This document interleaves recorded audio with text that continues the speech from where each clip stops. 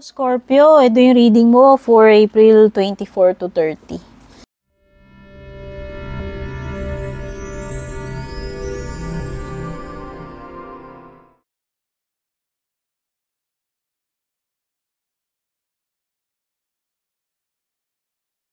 Alamin natin ano yung mga ganap-ganap, mga maaaring mangyari, mga mensahe.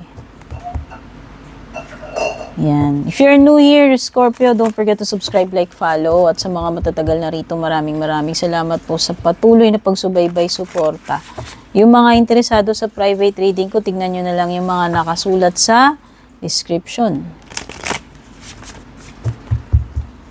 Yung mga masasagap na energies dito, pwedeng energy mo, energy ni person mo, pagdating doon sa part ng love life. General reading lamang ito, pwedeng tutugma sa'yo, pwedeng hindi. Pag talagang hindi nagmamatch sa kwento mo, meaning hindi talaga para sa'yo. Okay, pilit, okay? Yan, lahat ng welcome, lahat ng gender, welcome dito. Ba yan, napagbabaliktad ko na. Okay, meron ka dragonfly and pansy. Meron ka ring quail and gooseberry.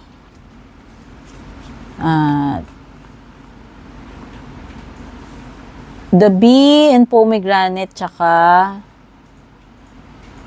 moth and eucalyptus.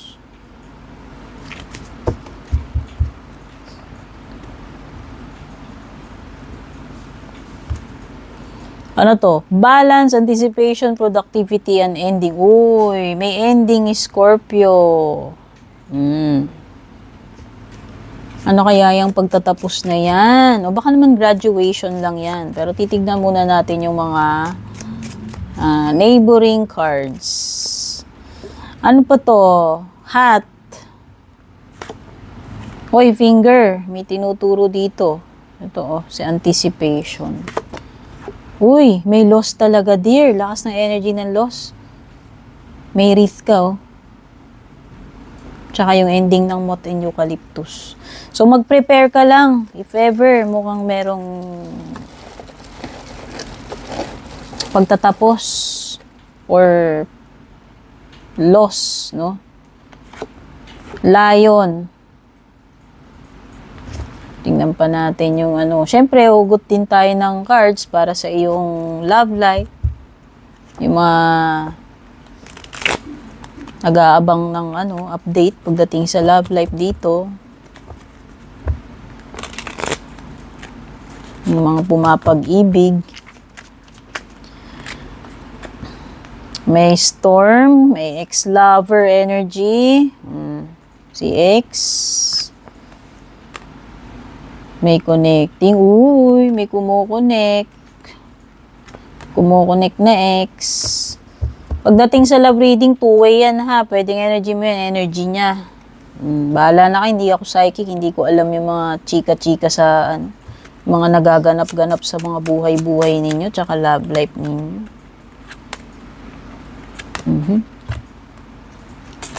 Okay. So, tingnan na natin dito. Balance.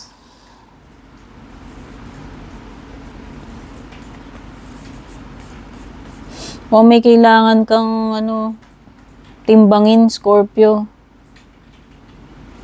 Parang to? Parang para sa akin, mala, Two of Pentacles energy. Itatry mong gawin kung kaya mo. Oo, parang yun nga, yung kay Two of Pentacles na nag-ano ka. Ang dami mo sigurong responsibilidad, ang dami mo sigurong ginagawa, iniisip, or nararamdaman, pagbabalancing kailangan mo, moderation or pagbabalanse. Siyempre, alam naman natin, di ba, lagi ko sinasabi sa inyo, lahat ng bagay na kulang, lahat ng bagay na sobra, di ba, unhealthy. So, dapat dun lang sa sa swak lang, sa balance lang. Kasi parang itatry mong i-maintain Hindi ko alam ano itong kailangan mong i-keep. Bakit dala-dalawa yung mini-maintain mo, dala-dalawa yung minamanage mo, hinahawakan mo. Either may pinagsasabay mo talaga, yun na nga, nagmumultitask ka. Pero ang tendency kasi nun, pwedeng mapapasubo ka or may mapapabayaan ka, alam mo na, may magkukulang ka dito, dun sa kabila naman, sobra-sobra, alam mo yun, may ganong tendencies. Basta nakikita ko lang dito, kailangan balance. O baka naman may kinalaman to sa pagda-diet mo, o dapat balance lang. Sumusobra ka naman sa pagkain mo ng mga ganito, ganyan. Basta may something na kailangan ng balance eh. O baka naman, too much work, walang playtime, no? Puro trabaho, walang libang, walang kailangan din yun eh.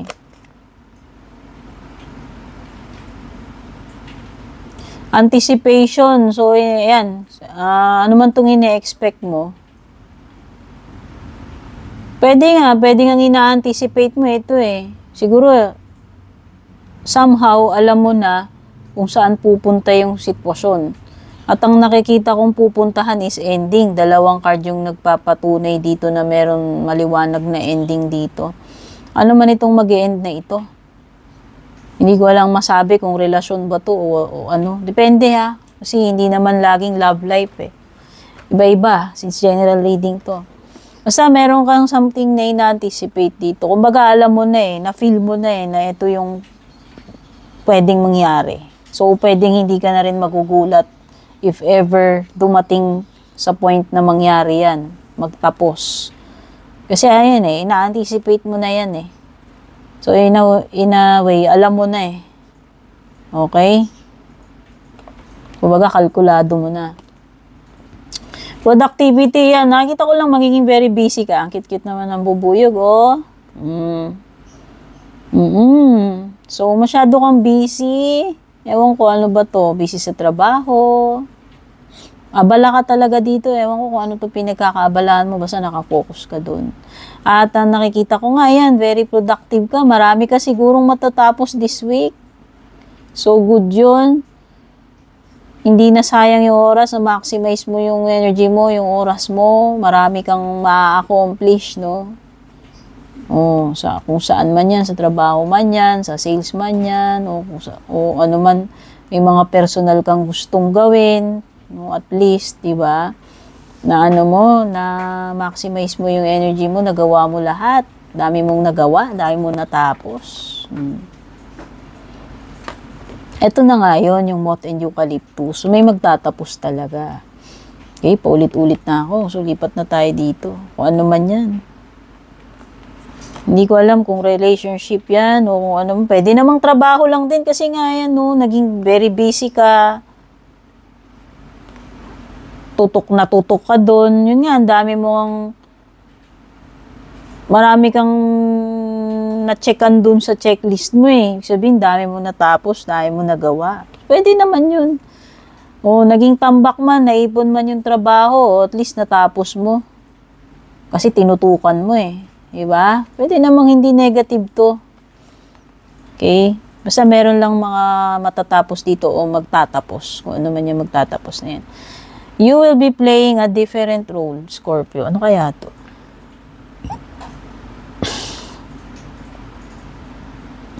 This is yung hindi usual na ginagawa mo. Basta, meron kang something na gagawin na hindi yun yung typical na ginagawa mo eh. Huwag medyo maiiba. Or meron talaga ipapagawa sa'yo na hindi ka naman talaga nakatoka doon. Hindi ka talaga naka-assign dyan. Sige, parang pwedeng alam mo yung gagawin mo, pwedeng hindi, pero pwedeng wala ka ring choice kasi nga na-assign ka doon. Hindi talaga yun yung toka mo. Ayan, may ganun. Baka sa trabaho yan. O sa bahay na hindi naman ikaw usually yung gumagawa nun pero ngayon compelled ka na gawin. Obliged ka na gawin.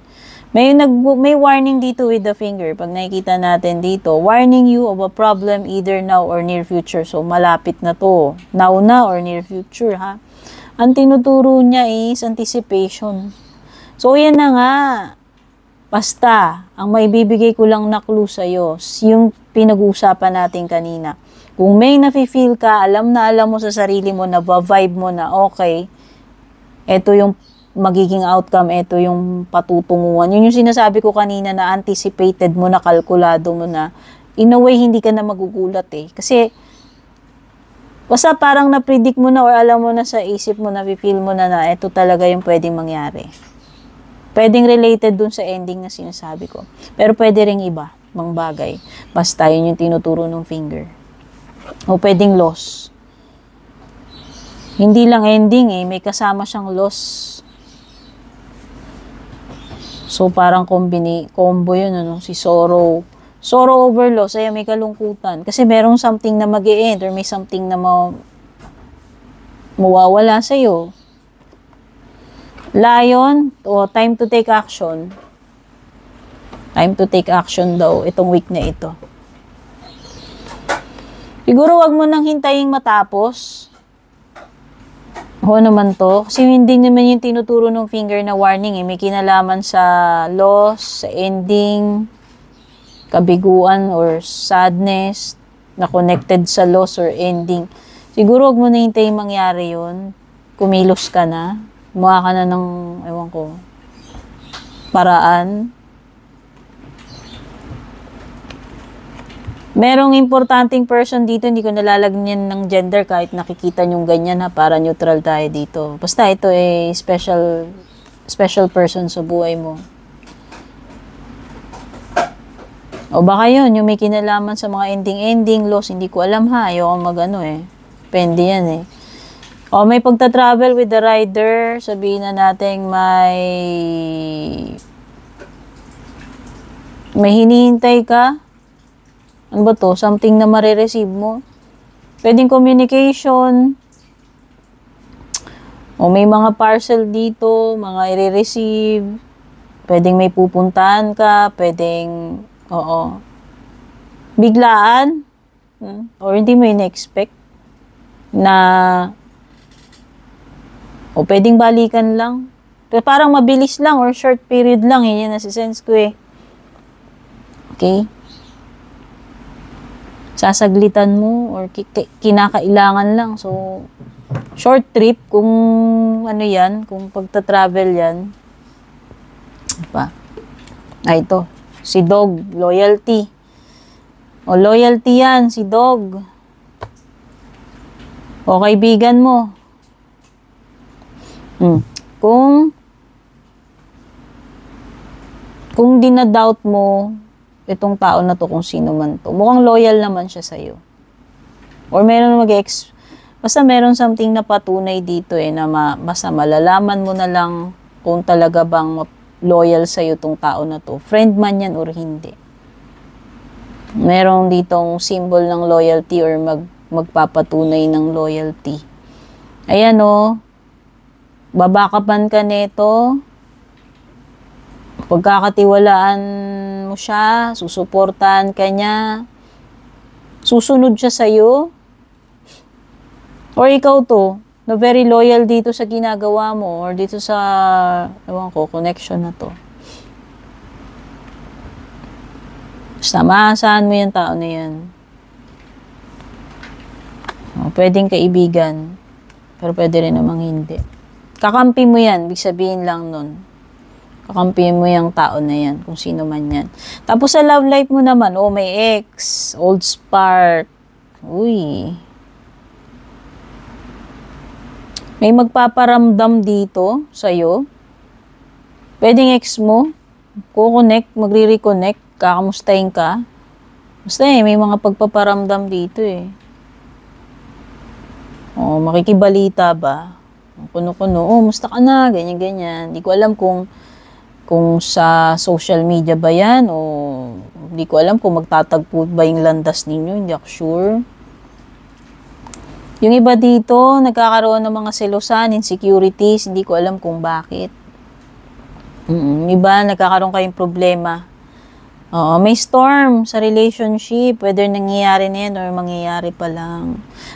Paparating. May mga paparating pang problema, yun nakikita ko. At isa na dun yung lalong makakapagpalala ng overthinking mo or insecurity mo, Scorpio. Oo. Kasi pwedeng itong XX na to, pwedeng hindi sa side mo eh. Baka sa side ng jowa mo, ng asawa mo. Tapos ikaw naman bakit sila nagko-communicate nung ex, diba? O di syempre parang napaparanoid na lalo na kung may mga issue ka na before dito sa person mo or sa asawa mo na mga ganyan. So the more alam mo yun, the more na-enhance tuloy yung insecurities mo, yung paranoia mo. Basta may mga ganun. Whether ikaw yan, side mo yan o side ng person mo yan. Okay?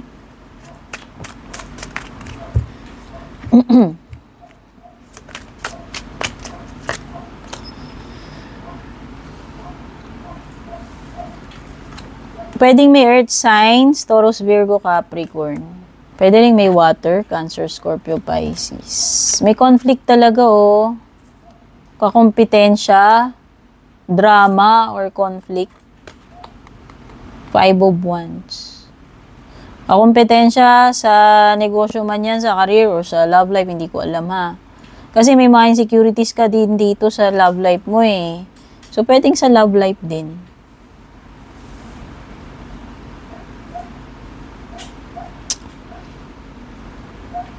May mga hindi ka makakasundo for sure. May drama dito eh. May mga kontrabida. Yun yung nasisense ko dito sa 3 of Pentacles saka sa 5 of Wands mo.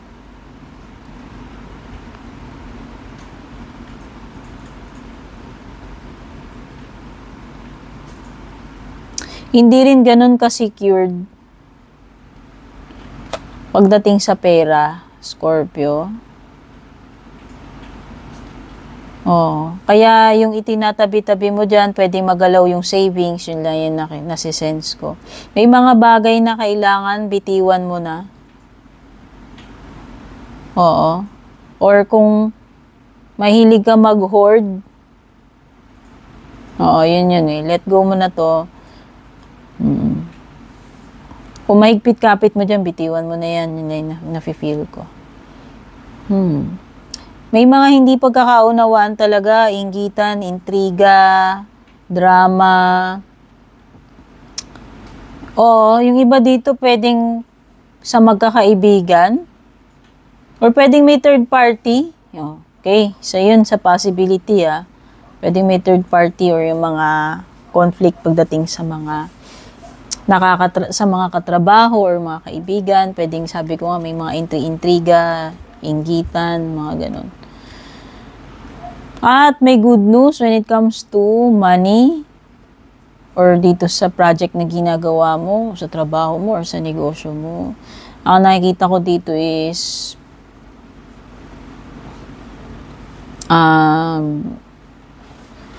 possible na potential na nakikita ka dito, sideline, no source ng income. Pero merong good news, no? Okay? So, yan yung mga na-pick up kong energies dito sa iyong reading, Scorpio. Don't forget to like, leave a comment, pa-follow, and subscribe na rin. Take care. God bless. Babush. And kung balak nyo pong mag-book or mag-inquire ng personal readings ko, basahin nyo lamang po itong nakasulat sa screen or yung nakalagay sa description.